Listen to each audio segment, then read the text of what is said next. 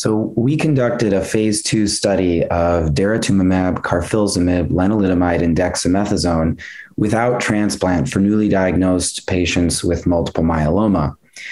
And as part of our primary endpoint, we are looking at MRD, or measurable residual disease, using next-generation sequencing, which has a sensitivity threshold of 10 to the minus 6, or detecting one abnormal myeloma cell out of a million cells that might be in the bone marrow.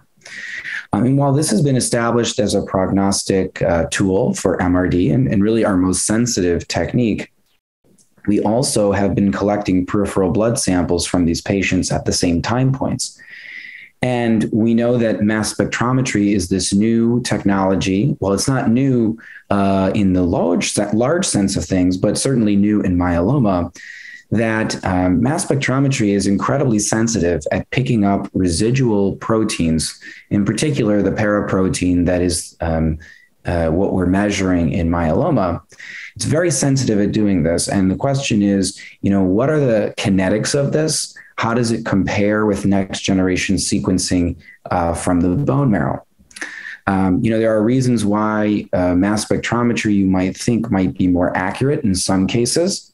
And there are reasons why it may lead to false positive results. In particular, one of the things that's a curious thing about myeloma is that you could eradicate every myeloma cell in the bone marrow, and that may lead to residual paraprotein in the blood that lags behind what we see in the bone marrow. And this is because there is, a half-life that you have to wait for these proteins to be eliminated. And not only that, there's actually recycling of these proteins that happens when they get to very low levels. So we may detect protein there, but we may not necessarily attribute that to active myeloma disease being present. So these were the things that we wanted to sort out in this study. So patients are receiving 24 cycles of Dara-KRd, again, no transplant. And we have 41 patients who have been enrolled. This was an interim analysis of a subset of those patients who had paired samples. And we looked at mass spectrometry using two different technologies from the binding site group. One is using this technology called EXENT, which is actually MALDI-TOF, but it's using an automated system, which is in active development. And then the other is a more laborious way called liquid chromatography-mass spectrometry, which is more sensitive, but also more time consuming. And we had several paired samples for both of these techniques to be able to perform on. And then we used, a Cohen's kappa test to look for concordance.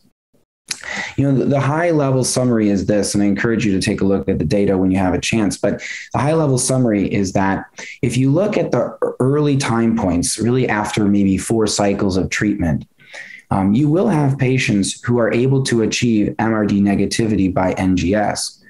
And for the most part, if those patients are still positive by this EXENT or by mass spectrometry in either method, there's still a possibility that they may ultimately convert to MRD negativity by both NGS and mass spectrometry, which tells us that there probably is some false positivity going on due to immunoglobulin recycling.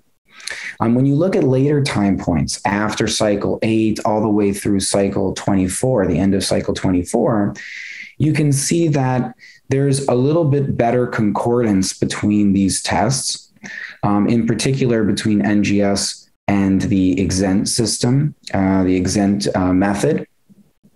But even of the discordant cases, I should say, most of the discordant cases are those who are NGS positive but EXENT negative, which tells us that actually there's at least appears to be some complementarity to these two tests, that if you're going to be assessing MRD by mass spectrometry, this really should be in conjunction with those who have an NGS test in the bone marrow. So, we may ultimately see in the future maybe a stepwise fashion to where we do this, where maybe we can do a blood test If the blood test is negative, we do a reflex test in the bone marrow to look for MRD. But for those who still have detectable disease in the blood, maybe you can spare patients doing a bone marrow because you know that you can detect disease. The challenge, of course, is finding what is the right time point to be looking at, because I just said that doing it too early is going to lead to false positives with mass spec. So that's really going to be the challenge that we're going to have to grapple with. And I think, there's going to be additional studies to help us understand that in the future.